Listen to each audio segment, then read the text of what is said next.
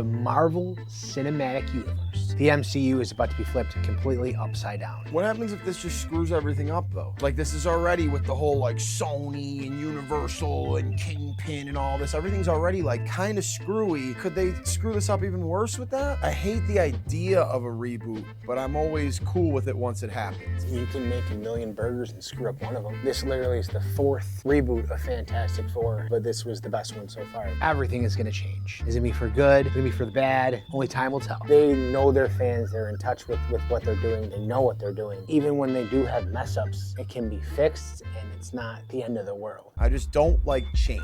And I want things to be how they are, and I want things to be consistent, and I want things to make sense. And usually when you're gonna do a reboot, you're gonna have to sacrifice a little bit of the consistency and the overall making sense. They got their finger on the pulse, or whatever you wanna call it, like they got it. Supposedly Kevin Feige is talking about rebooting the whole entire franchise softly kind of thing. Like things that have happened in this universe still have happened, but they're slowly gonna go into another universe where that one doesn't exist anymore, but it's comics. You can come in and out. People can die a million times. It doesn't matter. They can always come back to life. I think it's easy to say that something is already perfect, that you can't redo something better. Art is very subjective. You know, beauty is in the eye of the beholder. And what I think is the greatest thing ever, perfect 10 out of 10, you might think it's a 7. You might think there's room for improvement. A lot of it is going to be generational. As we go through time, everything kind of changes, and society and the way people view things and our biases and everything. As things change, I think we do need a new version. We do need to freshen up some of our classics, and this is a perfect example. I think doing a reboot is a really good idea. They don't have to tell the same stories all over again. Instead of like the basis being Captain America and Iron Man, it could be the X-Men and the Fantastic Four, and then Iron Man and Captain America are like side heroes that kind of come in. Like the Avengers don't have to be the main focus of the MCU. You have these other crazy great teams with great stories that can be the main focus, and the other people are just kind of like cameos, side characters. Just because it's a reboot doesn't mean they're gonna tell the same exact stories all over again with the same exact characters. It's a big responsibility to be the guy or the people that have to do this. This isn't just taking a classic movie and modernizing it. This is like 100 movies at once. This is a whole civilization and society that is already very convoluted and kind of confusing and sometimes contradicts itself. And now we're gonna try and redo that and have it not be more convoluted and more confusing and more contradicting. Good luck. It might be tough. I think Kevin Feige has done an amazing job with all the stories that have been told so far. Some people think that this reboot is fixing the MCU, but I don't think the MCU is broken. It doesn't need to be fixed.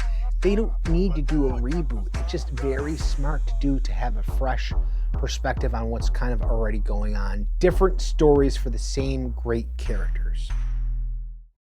What got you into like starting to watch all the big streamers like We the Hobby, Rip Hamilton, Joe Hollywood? Like what got you going? For a few years, I scrolled past the Whatnot advertisements and I didn't know what they were. I don't know if I'm glad or mad. I think the streams got me into the hobby again. How did you even come across the streams? It's the same way everyone does. Some other degenerate is like, dude, you gotta check this out. I'm into cards now because of this. I don't even know what sucked me into Whatnot. I think it was just maybe everybody talking about it. Part of me feels like I already had it and I was just kind of checking out comics. I've been doing this for a couple years pretty hard. I don't even know why I like this so much. I started out just watching the streams for fun and entertainment, and I didn't put a credit card on there for a few months. In most of the really big channels, it's the other big streamers that are buying the spots. Well, who cares? I don't care who those people are. They seem cool to me, and if they're gonna spend their money to entertain me, I got no problem. I'm saving money if I'm watching some rich dude spend his money. That's the point I'm making. I don't know.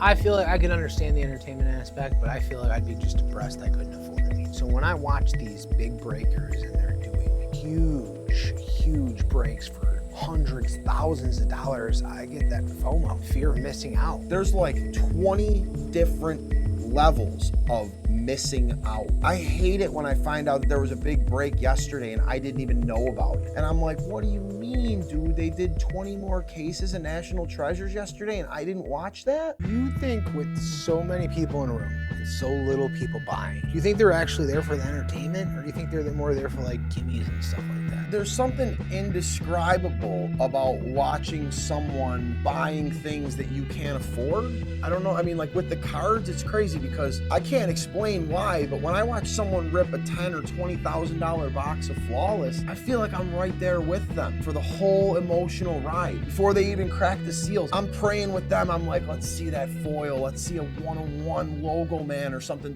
huge, a life-changing card. Although I watch these things and it kind of depresses me because I won't ever be able to afford it. On the other side, it kind of jacks me up because like, I want to do this. I want to rip over crazy packs and be all hyped on these channels and have people just spending money. Even if we don't make a lot of money, just that rush. In a perfect world, we would make our channel feel like you can buy in even if you can't. I would never want to do this big ultra rich stuff because it makes me feel excluded. Yeah, are you learning stuff like for our channel when you're watching these big people? Am I why doing a disservice not watching them? Yes, that's why you need to be watching more so we can learn the ins and outs of this. I think I've watched enough that I know what we need to do and we'll need to create our own version of what other people do. I'm kind of using all of this as market research. I'm watching these guys and trying to soak in how they do it, why they do things, why is their technology set up like this, the camera angles, the way that they